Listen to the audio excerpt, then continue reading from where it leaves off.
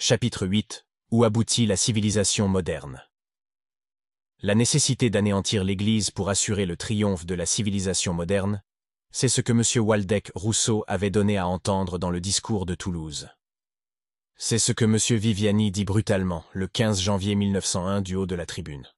Nous sommes chargés de préserver de toute atteinte le patrimoine de la Révolution. Nous nous présentons ici portant en nos mains, en outre des traditions républicaines, ces traditions françaises attestées par des siècles de combats où, peu à peu, l'esprit laïque s'est dérobé aux étreintes de la société religieuse. Nous ne sommes pas seulement face à face avec les congrégations, nous sommes face à face avec l'Église catholique. Au-dessus de ce combat d'un jour, n'est-il pas vrai que se rencontre une fois de plus ce conflit formidable, où le pouvoir spirituel et le pouvoir temporel se disputent des prérogatives souveraines, essayant, en s'arrachant les consciences, de garder jusqu'au bout la direction de l'humanité? Comme je le disais au début, est-ce que vous croyez que cette loi nous mène à la dernière bataille? Mais ce n'est là qu'une escarmouche au regard des batailles du passé et de l'avenir. La vérité, c'est que se rencontrent ici, selon la belle expression de M. Demain en 1881, la société fondée sur la volonté de l'homme et la société fondée sur la volonté de Dieu. Il s'agit de savoir si, dans cette bataille, une loi sur les associations va nous suffire. Les congrégations et l'Église ne vous menacent pas seulement par leurs agissements, mais par la propagation de la foi. Ne craignez pas les batailles qui vous seraient offertes. Allez. Et si vous trouvez en face de vous cette religion divine qui poétise la souffrance en lui promettant les réparations futures, opposez-lui la religion de l'humanité qui, elle aussi, poétise la souffrance en lui offrant comme récompense le bonheur des générations. Voilà la question posée nettement. On entend dans ces paroles moins les pensées personnelles de M. Viviani que celles de la secte antichrétienne. Elle déclare lutter depuis des siècles contre l'Église catholique. Elle se vante d'avoir déjà obtenu que l'esprit laïque se dérobât peu à peu aux étreintes de la société religieuse. Elle sait que, dans l'effort fait pour détruire les congrégations, elle n'a engagé qu'une escarmouche, et que pour s'assurer un triomphe définitif, elle devra livrer de nouvelles et nombreuses batailles. En son nom, M. Viviani déclare que dans la bataille actuelle, il s'agit de toute autre chose que de défense républicaine, d'une part, et d'autre part d'acception d'une forme de gouvernement. Ce dont il s'agit, le voici. Dérober l'esprit laïque aux étreintes de la société religieuse. Prendre la direction de l'humanité. Et détruire la société fondée sur la volonté de Dieu, pour construire une société nouvelle, fondée sur la volonté de l'homme. Voilà pourquoi la guerre déclarée aux congrégations n'est qu'un engagement. La vraie campagne est celle qui met en présence l'Église catholique et le temple maçonnique, c'est-à-dire l'Église de Dieu et l'Église de Satan. Conflit formidable dont dépend le sort de l'humanité. Si longtemps que l'Église sera debout, elle propagera la foi, elle mettra au cœur de tous ceux qui souffrent et qui ne souffrent pas, les espérances éternelles. Ce n'est donc que sur ces ruines que pourra s'édifier la religion de l'humanité, qui promet le bonheur sur cette terre. La suite de la discussion, au Sénat aussi bien qu'à la Chambre, ne fit qu'accentuer l'importance de ces déclarations. Quelques courtes citations montreront que les discours de M. Waldeck Rousseau et Viviani ont bien la signification que nous venons de dire. M. Jacques Piou, ce que veulent les socialistes, M. Viviani l'a dit l'autre jour sans détour, c'est arracher les consciences au pouvoir spirituel et conquérir la direction de l'humanité. L'orateur est interrompu par un membre de la gauche qui lui crie « Ce ne sont pas seulement les socialistes qui le veulent, ce sont tous les républicains. » M. Plou ne contredit pas. Il donne lecture d'un discours où M. Bourgeois avait dit « Depuis que la pensée française s'est libérée, depuis que l'esprit de la réforme, de la philosophie et de la révolution est entré dans les institutions de la France, le cléricalisme est l'ennemi. » M. Bourgeois interrompt, M. Piou réplique « La citation que j'ai faite est exacte, et M. Bourgeois la maintient tout entière. Il la maintient, car elle est le fond de sa pensée. Elle explique son ardeur à soutenir la loi sur les associations. Car la loi sur les associations, c'est la victoire de l'esprit de la Révolution, de la philosophie et de la réforme sur l'affirmation catholique. » À la séance du 22 janvier, M. Lazy replace en ces termes la question sur son vrai terrain. Il y a deux phrases, je dirais deux actes, qui dominent tout ce débat. La première phrase a été prononcée par notre honorable collègue M. Viviani. Il a dit « Guerre au catholicisme ». Je me suis levé et je lui ai répondu « Merci, voilà de la franchise ». Une autre parole a été prononcée, et celle-là par l'honorable M. Léon Bourgeois. Sur l'invitation de M. Pieux, M. Bourgeois a affirmé de nouveau que le but qu'il poursuit avec ses amis est de remplacer l'esprit de l'Église, c'est-à-dire l'esprit du catholicisme, par l'esprit de la Réforme, l'esprit de la Révolution et l'esprit de la raison. Ces mots planent sur le débat. Ils le dominent, et je veux les aborder en face, parce que c'est toute la question, dégager des subterfuges de langage et des hypocrisies de discussion. Le 11 mars, M. C. Pelletan déclare aussi que la lutte actuelle se rattache au grand conflit engagé entre les droits de l'homme et les droits de Dieu. Voilà le conflit qui plane au-dessus de tout dans ce débat. Le 28 juin, à la clôture de la discussion, M. l'abbé Guéraud croit devoir, avant le vote, rappeler aux députés ce qu'ils vont faire, ce sur quoi ils vont se prononcer. La loi que vous allez voter n'est pas une loi d'apaisement et de pacification. On trompe le pays avec ces mots. C'est une loi de haine contre l'Église catholique. Monsieur Viviani a dévoilé le fond du projet, quand il a déclaré à la tribune la guerre à la foi catholique. Monsieur de Mun remplit le même devoir. Personne n'a oublié les discours mémorables de Monsieur Viviani qui restera, malgré l'abondance des discours et des affiches, le mieux compris de tous. Monsieur Viviani voit dans la loi le commencement de la guerre contre l'Église catholique, qui est l'alpha et l'oméga de son parti. Dans le rapport que l'officiel a publié ce matin et que nous avons dû lire hâtivement, l'honorable M. Trouillot dit que la loi des associations est le prélude de la séparation des églises avec l'État, qui devra avoir pour corollaire indispensable une loi générale sur la police des cultes. La Chambre et le pays sont donc éclairés. C'est la guerre ouverte déclarée à l'Église catholique. Car cette loi générale sur la police des cultes ne sera qu'un ensemble de prescriptions de nature à entraver, par tous les moyens possibles, les ministres du culte. M. Viviani monte à la tribune pour confirmer la menace de M. Trouillot, qui d'ailleurs n'a fait que répéter ce que nombre de ministres avaient dit avant lui. Au cours des séances pendant lesquelles le Parti républicain a fait aboutir le projet actuel, si incomplète et si imparfaite qu'en fut la forme légale, nous y avons pleinement adhéré, avec le dessein bien arrêté de le fortifier dans l'avenir par de nouvelles mesures. Très bien, à l'extrême gauche. Quelles doivent être ces mesures? À quoi doivent-elles tendre? M. Viviani l'a dit. Substituer la religion de l'humanité à la religion catholique. Ou, selon la formule de M. Bourgeois, donner à l'esprit de la Révolution, de la philosophie et de la Réforme, la victoire sur l'affirmation catholique. L'affirmation catholique qui montre la fin de l'homme au-delà de ce monde et de la vie présente. Et l'esprit de la philosophie et de la Révolution qui est de barrer l'horizon de l'humanité à la vie animale et terrestre. Si les paroles que nous venons de rapporter avaient été prononcées dans un club ou dans une loge, elles mériteraient de considération à raison de leur gravité. Mais qu'elles aient été dites à la tribune, et répétées, là encore, après de 6 mois d'intervalle, applaudies par la grande majorité des représentants du peuple, et enfin sanctionnées par une loi faite dans l'esprit qui les a dictées, voilà assurément un sérieux sujet de méditation.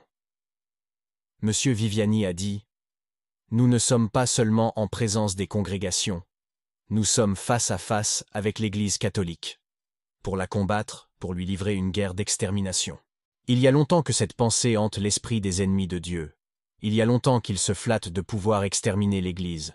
Dans une lettre écrite le 25 février 1758, Voltaire disait « Encore 20 ans, et Dieu aura beau jeu ». Au lieutenant de police Hérault, qui lui reprochait son impiété et lui disait « Vous avez beau faire, quoi que vous écriviez, vous ne viendrez pas à bout de détruire la religion chrétienne. » Voltaire répondit « C'est ce que nous verrons. » Condorcet, vie de Voltaire. Dieu a eu beau jeu contre Voltaire. Pour ce qui est de l'Église, voici non point 20 ans, mais 150 ans passés. Et l'Église catholique est toujours debout. Il en sera de même aujourd'hui, bien qu'ils se croient assurés d'avoir cette fois mieux pris leurs mesures. Le 15 janvier 1881, le journal de Genève publiait une conversation de son correspondant de Paris avec l'un des chefs de la majorité franc-maçonne qui dominait alors comme aujourd'hui la Chambre des députés. Il disait « Au fond de tout cela, de toutes ces lois promulguées les unes après les autres, il y a une inspiration dominante, un plan arrêté et méthodique, qui se déroule avec plus ou moins d'ordre, de retard, mais avec une logique invincible. Ce que nous faisons, c'est le siège en règle du catholicisme romain, en prenant notre point d'appui dans le Concordat. Nous voulons le faire capituler ou le briser. Nous savons où sont ses forces vives, et c'est là que nous voulons l'atteindre. » En 1886, dans le numéro du 23 janvier de la Semaine religieuse de Cambrai, nous rapportions ces autres paroles qui avaient été dites à Lille. Nous poursuivrons sans merci le clergé et tout ce qui touche à la religion. Nous emploierons contre le catholicisme des moyens dont il ne se doute même pas. Nous ferons des efforts de génie pour qu'il disparaisse de ce monde. S'il advenait malgré tout qu'il résistât à cette guerre scientifique, je serais le premier à déclarer qu'il est d'essence divine. Monsieur G. de Pascal, écrivant dans la Revue catholique et royaliste, numéro de mars 1908, disait « Il y a de longues années, le cardinal Mermillod me conta un trait qui peint bien la situation, quand il était encore à Genève. L'illustre prélat voyait de temps à autre le prince Jérôme Bonaparte qui habitait la terre de Prangin. Le prince révolutionnaire goûtait fort la conversation du spirituel évêque. Un jour, il lui dit « Je ne suis pas un ami de l'Église catholique, je ne crois pas à son origine divine. Mais connaissant ce qui se trame contre elle, les efforts admirablement exécutés contre son existence. Si elle résiste à cet assaut, je serai bien obligé d'avouer qu'il y a là quelque chose qui dépasse l'humain. » En juin 1903, la Vérité française rapportait que M. Ribot, dans une conversation intime, avait parlé de même. « Je sais ce qui se prépare. Je connais par le menu les mailles du vaste filet qui est tendu. Eh bien, si l'Église romaine s'en échappe cette fois-ci en France, ce sera un miracle, miracle si éclatant à M et Yeux, que je me ferai catholique avec vous. Ce miracle, on l'a vu dans le passé, on le verra dans l'avenir. » Les Jacobins pouvaient se croire aussi sûrs, plus sûrs même du succès que nos libres penseurs. Ils durent reconnaître qu'ils s'étaient trompés, et ils ne se convertirent point.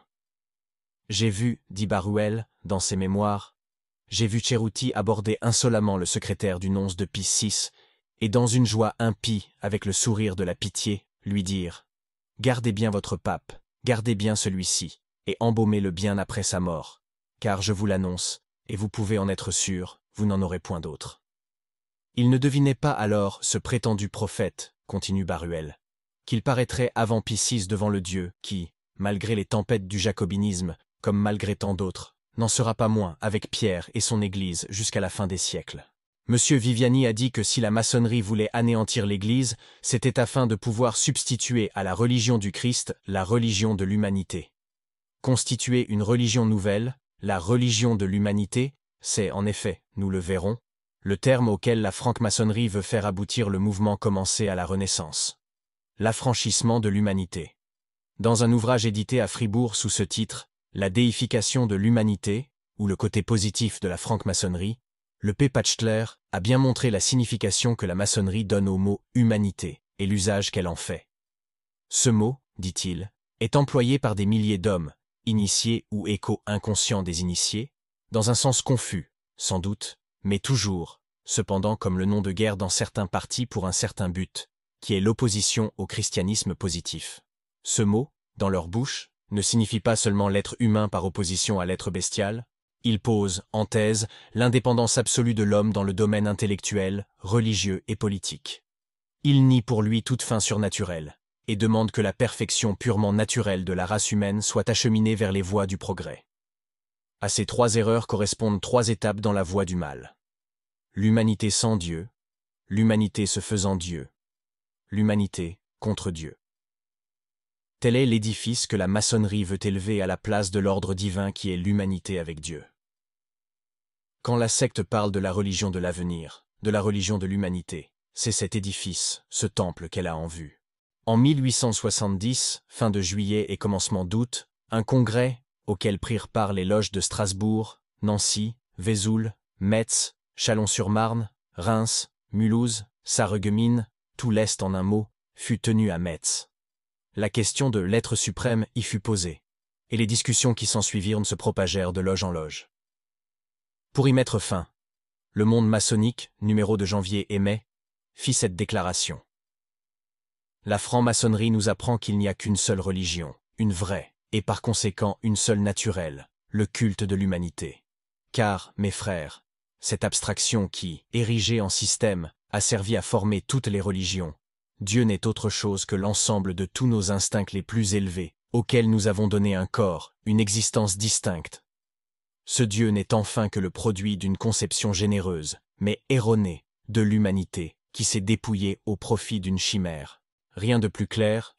L'humanité est Dieu, Les droits de l'homme doivent être substitués à la loi divine, le culte des instincts de l'homme doit prendre la place de celui rendu au Créateur, la recherche du progrès dans les satisfactions à donner au sens, se substituer aux aspirations vers la vie future. À une séance commune des loges de Lyon, tenue le 3 mai 1882, et dont le compte-rendu a été publié dans la chaîne d'Union d'août 1882, le franc-maçon Régnier disait « Il ne faut pas qu'on ignore ce qui n'est plus un mystère, que depuis longtemps, deux armées sont en présence, que la lutte est ouverte actuellement en France, en Italie, en Belgique, en Espagne, entre la lumière et l'ignorance, et que l'une aura raison de l'autre. Il faut qu'on sache que les états-majors, les chefs de ces armées, sont d'un côté les jésuites, lisez le clergé, séculier et régulier, et de l'autre les francs-maçons. Mais la destruction de l'Église ne fera point la place suffisamment nette pour la construction du temple maçonnique. Aussi, aux clameurs contre l'Église se joignent toujours des cris non moins haineux contre l'ordre social, contre la famille et contre la propriété. Et il en doit être ainsi, car les vérités de l'ordre religieux sont entrées dans la substance même de ces institutions. La société repose sur l'autorité qui a son principe en Dieu. La famille, sur le mariage qui tient de la bénédiction divine sa légitimité et son indissolubilité. La propriété, sur la volonté de Dieu qui a promulgué le 7e et le 10e commandement pour la protéger contre le vol et même contre les convoitises. C'est tout cela qu'il faut détruire si l'on veut, comme la secte en a la prétention, fonder la civilisation sur de nouvelles bases.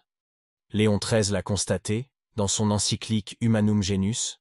Ce que les francs-maçons se proposent, dit-il, ce à quoi tendent tous leurs efforts, c'est de détruire entièrement toute la discipline religieuse et sociale née des institutions chrétiennes, et de lui substituer une autre, adaptée à leurs idées, et dont le principe et les lois fondamentales sont tirés du naturalisme. Les idées et les projets exposés à la tribune et dans les loges sont l'expression d'une pensée et d'une volonté qui se trouvent partout. La France, la Belgique, la Suisse, l'Italie, l'Allemagne, les entendent à tous les congrès démocratiques, les lisent chaque jour dans une multitude de journaux. En 1865, fut tenu à Liège le congrès des étudiants. C'est de ce congrès que furent tirés tout d'abord l'état-major de l'Internationale, puis les auxiliaires de Gambetta. Plus de 1000 jeunes gens, venus d'Allemagne, d'Espagne, de Hollande, d'Angleterre, de France, de Russie, s'y trouvèrent présents. Ils s'y montrèrent unanimes dans leur sentiment de haine contre les dogmes et même contre la morale catholique. Unanimité d'adhésion aux doctrines et aux actes de la Révolution française, y compris les massacres de 1793. Unanimité de haine contre l'ordre social actuel, qui ne compte pas deux institutions fondées sur la justice, mot prononcé à la tribune par M. Arnoux, rédacteur du Précurseur d'Anvers, et applaudi à outrance par l'Assemblée. Un autre orateur, M. Fontaine, de Bruxelles, termina son discours par ces mots. « Nous, révolutionnaires et socialistes, nous voulons le développement physique, moral et intellectuel du genre humain. Notez que je dis physique d'abord, intellectuel après. Nous voulons, dans l'ordre moral, par l'anéantissement des préjugés de religion et d'Église, arriver à la négation de Dieu et au libre examen. Nous voulons, dans l'ordre politique, par la réalisation de l'idée républicaine, arriver à la fédération des peuples et à la solidarité des individus. Dans l'ordre social, nous voulons, par la transformation de la propriété, par l'abolition de l'hérédité, par l'application des principes d'association, par la mutualité, arriver à la solidarité des intérêts et à la justice. Nous voulons, par l'affranchissement du travailleur d'abord, du citoyen et de l'individu ensuite, et sans distinction de classe, l'abolition de tout système autoritaire. D'autres parlèrent dans le même sens. C'est que l'anéantissement du christianisme ne peut être conçu sans la ruine de toutes les institutions nées de lui et fondées sur lui. Les hommes logiques le comprennent, les hommes francs le disent, les anarchistes exécuteront. En ce même congrès de Liège, Lafargue demandait « Qu'est-ce que la révolution ?» Et il répondait « La révolution, c'est le triomphe du travail sur le capital, de l'ouvrier sur le parasite, de l'homme sur Dieu. Voilà la révolution sociale que comportent les principes de 89, les droits de l'homme portés à leur dernière expression. » Il disait encore « Il y a 400 ans que nous sapons le catholicisme, la machine la plus forte qui ait été inventée en fait de spiritualisme, elle est solide encore, malheureusement. » Puis, dans la dernière séance, il poussa ce cri de l'enfer « Guerre à Dieu, haine à Dieu, le progrès est là, il faut crever le ciel comme une voûte de papier. » Là, conclusion de Lafargue fut, en présence d'un principe aussi grand, aussi pur que celui-là, aussi dégagé de surnaturel et de tout ce qui a constitué jusqu'ici l'ordre social. Il faut haïr ou prouver qu'on aime. D'autres Français demandèrent avec lui que la séparation se fît plus nette et plus entière entre ceux qui haïssent et ceux qui aiment, ceux qui haïssent le mal et aiment le bien, et ceux qui haïssent le bien et aiment le mal. Monsieur Régnard, parisien, vint dire où la maçonnerie met le mal et le mal dans le spiritualisme, le bien dans le matérialisme. Nous rattachons notre drapeau aux hommes qui proclament le matérialisme. Tout homme qui est pour le progrès est aussi pour la philosophie positive ou matérialiste. Lorsque ces mots, progrès et autres semblables, tombent des lèvres maçonniques, il se trouve des catholiques pour les recueillir avec une sorte de respect et de naïve confiance, croyant y voir des aspirations vers un état de choses désirables. Lafargue et Régnard viennent de nous dire ce que la secte, qui les a mis en circulation, a entendu y faire entrer. Germain Casse. Il faut qu'en sortant d'ici, nous soyons de Paris ou de Rome, ou jésuites, ou révolutionnaires.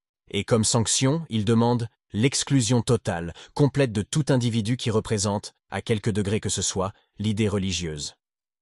Condition nécessaire pour que puisse s'établir et surtout subsister le nouvel ordre de choses voulu et poursuivi. Inutile de prolonger ces citations, sténographiées par les rédacteurs de la Gazette de Liège sur les tables mêmes du Congrès. Les autres journaux eurent peur de reproduire ces paroles en leur belle crudité. Le citoyen Fontaine les rappela au respect de la vérité.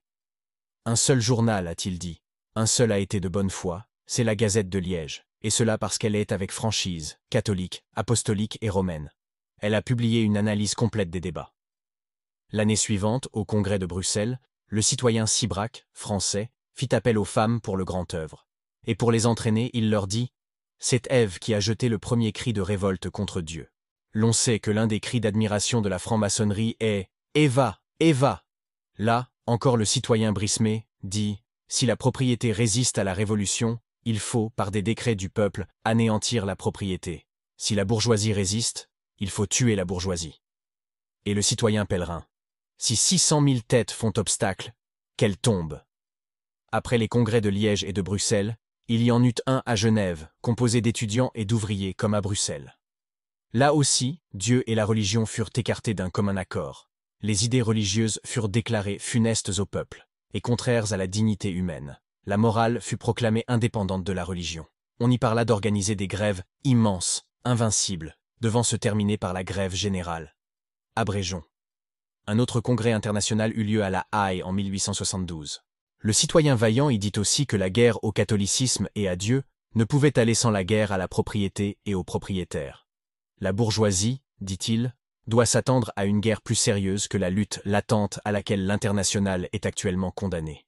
Et il ne tardera pas, le jour de la revanche de la Commune de Paris. Extermination complète de la bourgeoisie. Tel doit être le premier acte de la future révolution sociale. Si nous voulions donner une idée de ce qui s'est dit et de ce qui a été imprimé en ces 30 dernières années, nous serions infinis.